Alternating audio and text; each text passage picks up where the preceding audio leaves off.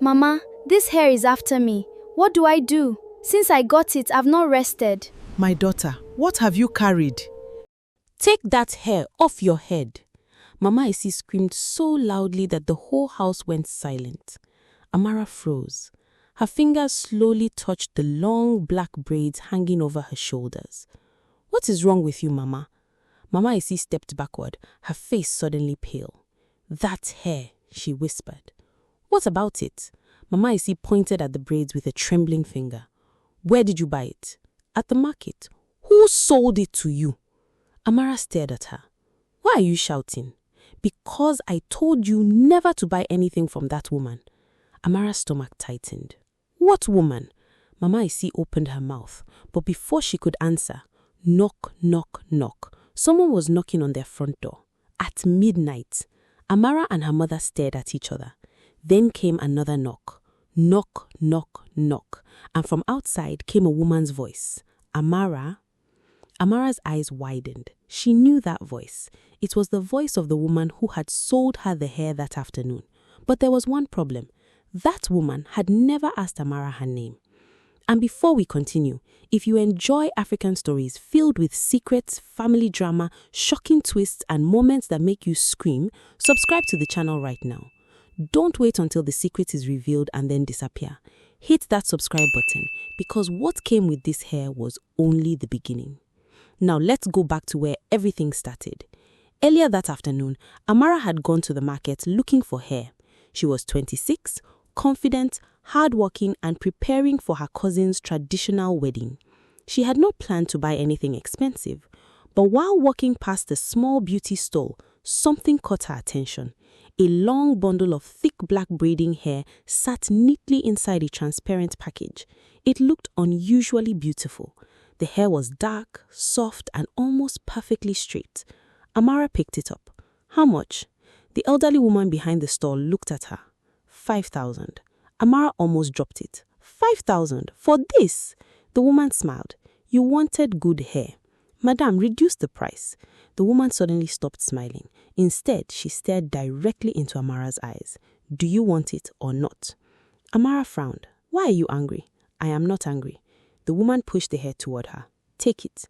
Amara paid, and as she turned to leave, the woman grabbed her wrist. Wait. Amara looked back. The woman's voice became strangely low. When you get home, don't let anybody wear it before you. Amara laughed. Who will wear my hair? The woman didn't laugh. I'm serious. Amara pulled her hand away. Okay. Then the woman added something that Amara almost didn't hear. And don't sleep with it on. Amara stopped. What? But the woman had already turned away. Amara shook her head. Market people and their strange talk. She went home. By evening, she had installed the hair, and the moment she looked into the mirror, she smiled. It looked perfect. She took several pictures. Her younger sister Naya entered the room. Wow! Amara turned. Do you like it? Naya walked closer. Let me touch it. Amara immediately moved away. No. Naya laughed. Why? Because this hair cost me money. You are behaving like it's gold. Amara laughed. But when Naya reached toward it again, Amara suddenly felt something strange. A cold sensation ran across the back of her neck. She quickly slapped her own shoulder. Naya stared at her. What happened? Nothing. But Amara's smile disappeared. She could have sworn that something had just brushed against her neck. That night, everyone went to bed. Amara lay down. She was tired. Within minutes, she fell asleep. Then, scratch! Her eyes opened. She looked around. Nothing. She closed her eyes again. Scratch! This time, it came from underneath her bed. Amara sat up. Who is there? Silence. She switched on her phone flashlight. Nothing. She slowly bent down. There was nothing beneath the bed. Amara exhaled. I am imagining things. She lay back down. Then her phone vibrated. She picked it up. A message had arrived from an unknown number. Take it off. Amara's heart began beating faster. She immediately sat up. Who is this? No reply. She called the number. It didn't connect. Amara threw the phone beside her. She decided to ignore it, but then she heard something. A woman's voice, very faint, right beside her ear. Amara? She screamed. She jumped out of bed. Her bedroom door flew open. Naya rushed inside. Amara, what happened? Amara pointed toward the bed. Someone called my name. Naya looked around. Who? I don't know. Naya stared at her. Then she noticed Amara's hair. Wait, what? Your hair? Amara touched it. What about it? Naya's face changed. Was it this long before? Amara looked in the mirror. She froze. The braids were now much longer. They reached almost to her waist. Amara slowly stepped backward. No. Naya whispered, Amara, don't touch it. They stood there staring. Then suddenly, bang! Something slammed against the bedroom window. Both sisters screamed. Naya grabbed Amara's hand. They ran outside. Mama Esi came rushing from her room. What is happening? Amara couldn't speak. Naya pointed toward the window. Something hit it. Mama Esi walked toward the window. Then she saw Amara's hair. Her face changed immediately. Where did you get that? Amara stared at her. At the market. Mama Esi grabbed her arm. Take it off. Why? Take it off! Amara pulled away. Why are you acting like this? Mama Esi looked terrified. Then the knocking began. Knock. Everyone froze. Knock. Mama Esi whispered, don't open that door. Another knock. Then the woman's voice came. Amara? Naya's eyes widened. How does she know your name? Mama Esi looked at Amara, and Amara suddenly remembered. The seller had never asked her name. Mama Esi moved toward the door. Amara grabbed her. Don't open it. Mama Esi stopped. The woman outside laughed softly, and then she said, Esi? Mama Esi's entire body went stiff. Amara stared at her mother. Mama?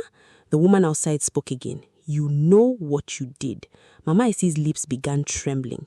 Naya whispered, Mama, who is that? Mama Esi didn't answer. The knocking stopped. Then everything became silent. The three women stood together until morning.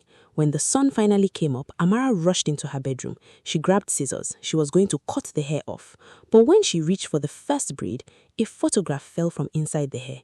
Amara froze. She picked it up. It was an old photograph. It showed Mama Esi as a much younger woman, standing beside another young woman, and between them was a little girl. Amara stared at the photograph. She recognized Mama Esi, but she didn't recognize the other woman, and she had never seen the little girl before. Mama! Mama Esi rushed inside. The moment she saw the photograph, she stopped breathing. Amara held it up. Who is this? Mama Esi didn't answer. Who is this woman?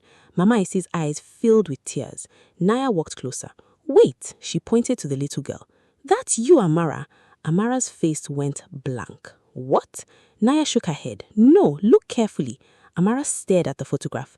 The little girl had the same eyes, the same small nose, the same birthmark near her left eyebrow. It was her.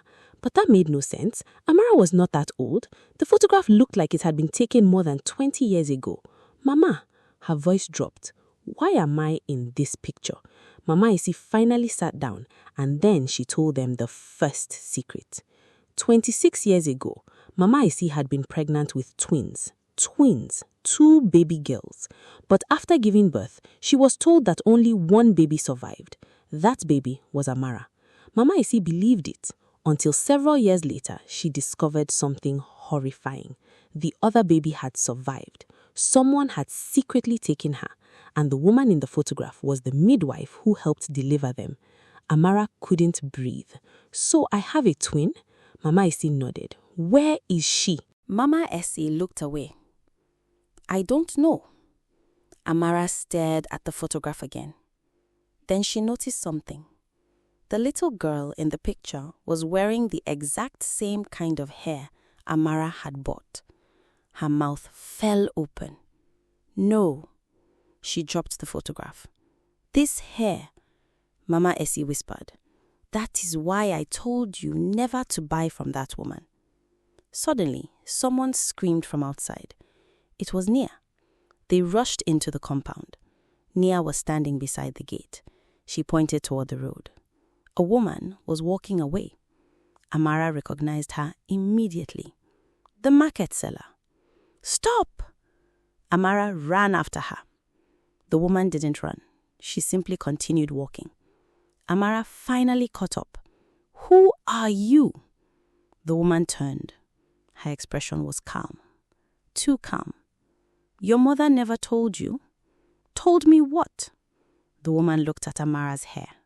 You are wearing your sister's hair. Amara's heart slammed against her chest. My sister? The woman nodded. The twin you were told was dead. Amara couldn't speak. Where is she? The woman smiled sadly. Closer than you think. Then she walked away. Amara stood there confused until she heard footsteps behind her. She turned. Nia was running toward her. "Amara!" "What?" Nia was crying. "Mama is gone." Amara's blood went cold. "What do you mean she's gone?" "She left the house." "Where?" Nia handed her a piece of paper. It had only one sentence written on it. "I am going to bring your sister home." Amara stared at the message. Then she noticed something else. The handwriting. It wasn't Mama Esi's. It was the handwriting of the market woman. Amara slowly looked toward the road. The woman had disappeared. That was when she understood. The hair had not come to her by accident. Someone had deliberately put it in her path, and someone had been waiting for her to wear it. But there was still one question. Why?